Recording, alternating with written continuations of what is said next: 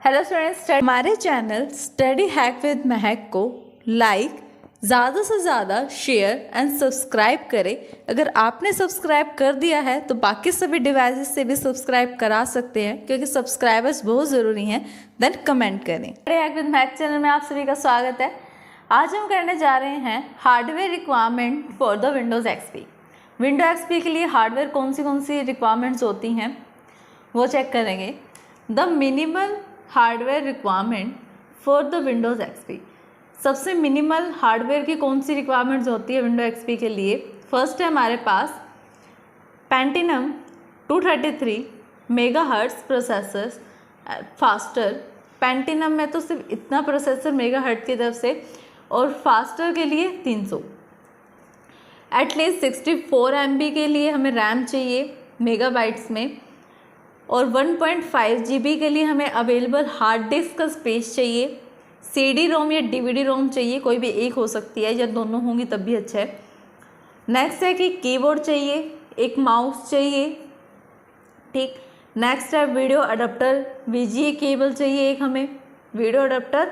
Monitor के लिए एक सुपर VGA केबल चाहिए जिसका रेजोल्यूशन क्या होगा 800x600। हायर रेजोल्यूशन के लिए चाहिए ये हमें, ताकि पिक्सल जो है क्लियर हो। नेक्स्ट है हमारे पास साउंड कार्ड। साउंड कार्ड पे तो चाहिए स्पीकर्स में, ताकि स्पीकर के साथ आपको साउंड कार्ड्स मिले। हेडफोन्स चाहिए हमें।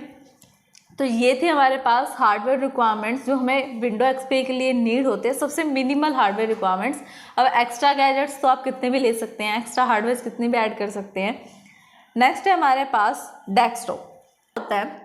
When you switch on your computer, जब आप अपने कंप्यूटर का स्विच ऑन करते हो, उसको स्टार्ट करते हो, तो विंडो एक्सपी क्या करता है, लोड होता है मेन मेमोरी में। मेन मेमोरी का मतलब क्या है यहाँ पर, मेन मेमोरी मीन्स रैम। आपको ये पता होना चाहिए कि सबसे पहले जब हम कंप्यूटर को या किसी भी लैपटॉप को ऑन करते हैं तो जो प्रोसेसिंग का या लोडिंग का टाइम होता है, बूटिंग का टाइम होता है, वो कहाँ पर बूटिंग होती है, हमारी मेन मेमोरी मीन्स रैम में। Immediately after this you will see a large area। जैसे ही आप कंप्यूटर को ऑन करोगे वो मेन मेमोरी में लोड होगा। उसके बाद जैसे आप एकदम देखोगे इमीडिएटली आपके पास एक लार्ज एरिया होगा विद मैनी स्मॉल इमेजेस। मतलब एक बड़ा सा एरिया है, उस एरिया के अंदर बहुत छोटे छोटे पिक्चर्स हैं। This large area is a called desktop. वो जो बड़ा सा एरिया होगा उसको हम क्या बोलेंगे, डेस्कटॉप बोलेंगे।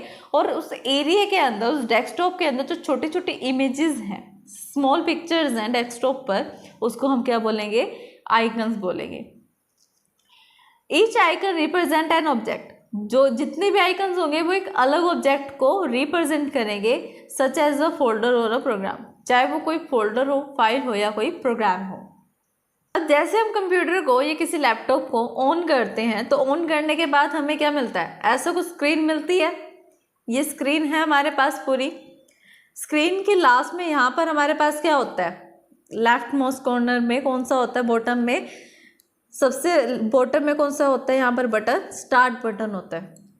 देन जो हमने टास्क बार में ओपन कर रखा होता है, कुछ भी एप्लीकेशन चला रखी होती है, वो हमें यहाँ टास्क बार में दिखती है। स्टार्ट बटन के बाद जितना भी एरिया होता है पतली सी लाइन में, उसको हम बोलते हैं टास्क बार। टास्क बार के बाद यहाँ पर कुछ आइकन्स होते हैं, ब्राइटनेस से रिलेटेड या साउंड से रिलेटेड, और टाइमिंग। फिर ऊपर की तरफ आप देखोगे तो आपको यहाँ आइकन्स मिलेंगे, छोटे छोटे पिक्चर्स मिलेंगी। जैसे यहाँ पर फर्स्ट पिक्चर किसकी है, माई कंप्यूटर की है। नेक्स्ट नेटवर्किंग की है, फिर रिसाइकल बिन है, इंटरनेट एक्सप्लोरर है, पेंट है, माइक्रोसॉफ्ट ऑफिस है।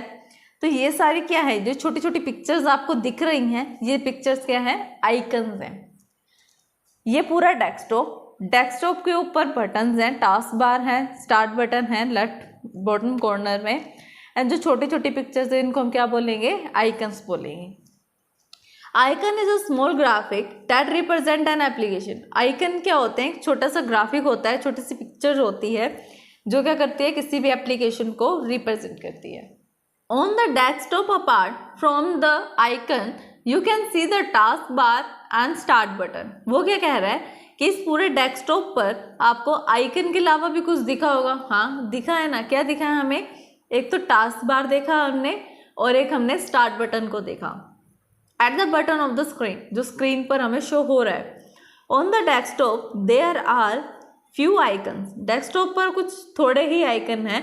आप इसको क्या कर सकते हो, इंक्रीज भी कर सकते हो। जैसे जैसे आप एप्लीकेशन को डाउनलोड करोगे या किसी का भी आप शॉर्टकट बनाना चाहोगे तो वो भी आप क्या कर सकते हो, डेस्कटॉप पर शॉर्टकट बना सकते हो। वो कोई भी फाइल हो सकती है, फोल्डर हो सकती है, किसी भी एप्लीकेशन का आइकन हो सकता है।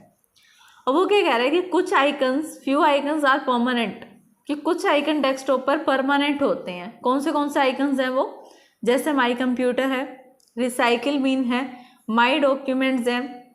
ये क्या होते हैं, ऐसे आइकन होते हैं जो परमानेंटली डेस्कटॉप पर होते ही होते हैं।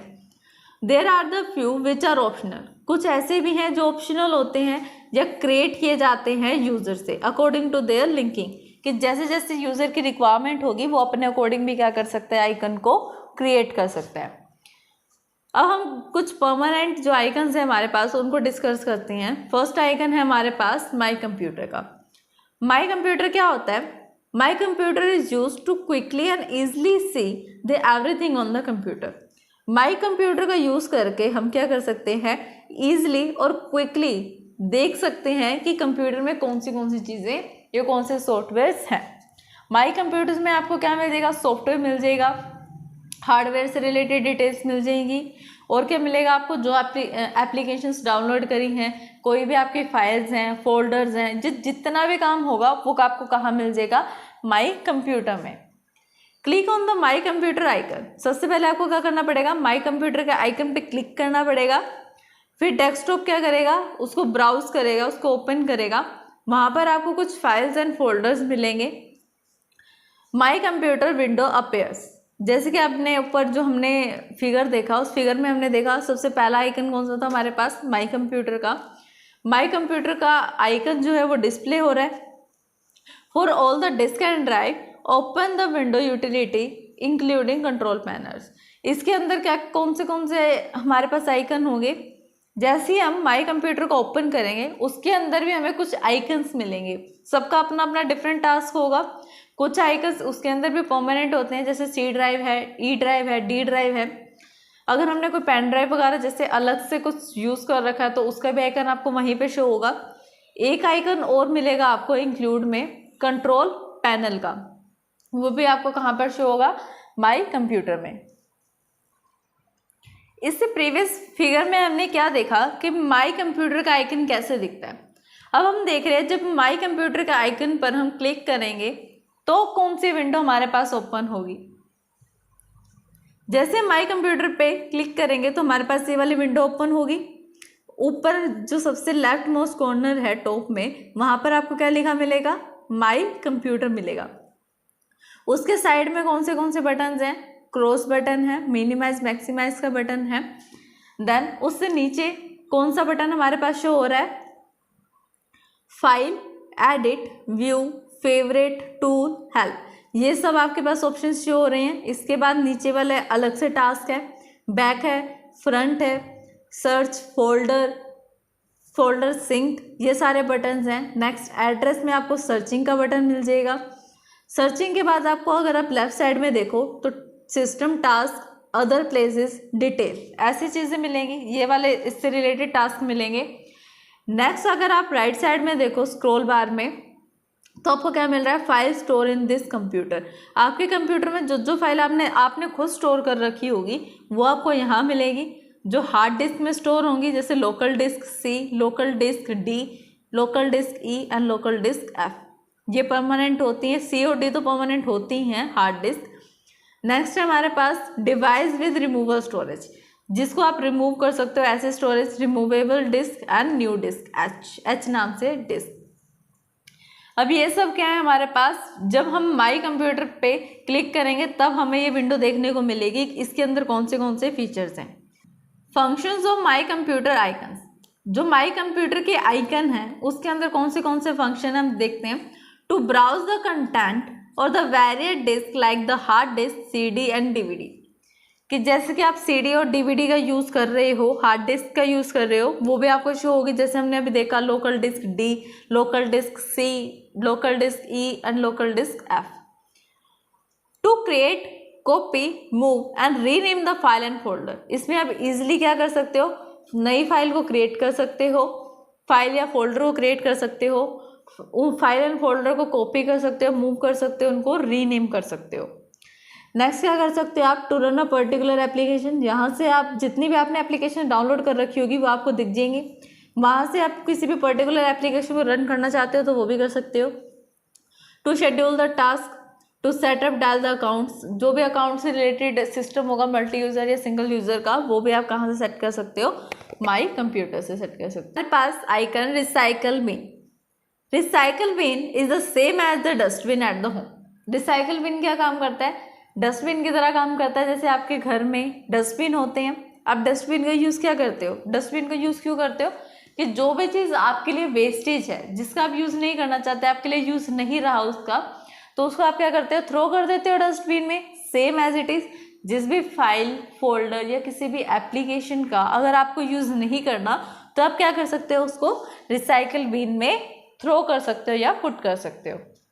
वही चीज़ इसने यहाँ लिखी है कि recycle bin is same as the dustbin at the home, anything which is wasted. जो भी थिंग आपके लिए वेस्टेज है या आपको उसकी नीड नहीं है, उसको आप क्या कर सकते हो, डस्टबिन में पुट कर सकते हो। सिमिलरली व्हेन एनी डेटा और a record is not required, जब आपके लिए किसी भी डेटा का या किसी भी रिकॉर्ड का रिक्वायर्ड नहीं है या नीड नहीं है आपको, तो आप क्या कर सकते हो, उसको डिलीट कमांड दे सकते हो कि इस पर्टिकुलर फाइल या फोल्डर को आप डिलीट कर दो। जैसे आप उसको डिलीट करोगे तो वो कहाँ पर आपको शो होगा, रिसाइकल बिन में। रिसाइकल बिन में वो क्यों स्टोर होता है, क्योंकि बाय चांस कभी भी हमारे साथ ऐसा हो सकता है कि हमने किसी दूसरी फाइल को या फोल्डर को डिलीट करना था, बाय चांस गलती से हमें कौन सा दूसरा फोल्डर या फाइल डिलीट हो जाती है, तो आपके पास एक चांस होता है कि आप उसको क्या कर सको, रीस्टोर कर सको रिसाइकल बिन से।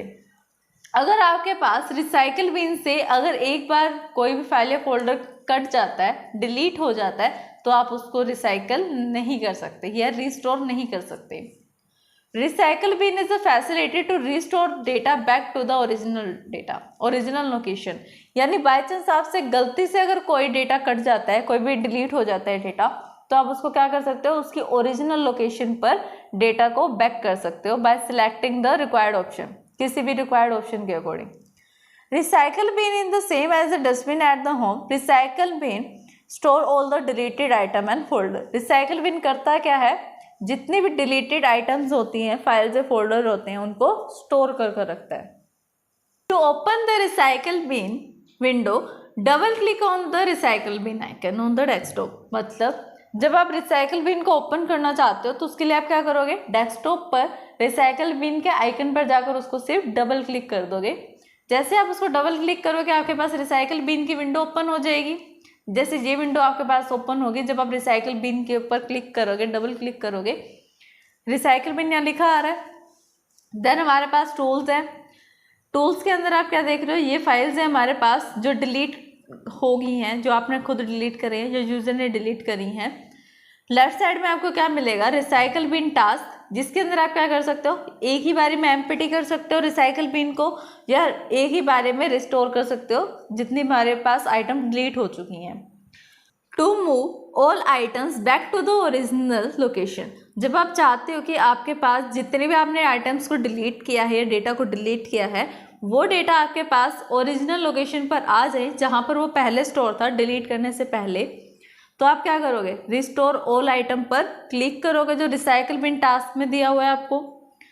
या फिर आप चाहते हो कि परमानेंटली रिमूव हो जाए डेटा, जितना भी डेटा रिसाइकल बिन में पड़ा है उसको आप परमानेंटली डिलीट करना चाहते हो, एम्प्टी करना चाहते हो रिसाइकल बिन को, तो आप क्या करोगे, एम्प्टी द रिसाइकल बिन पर क्लिक करोगे।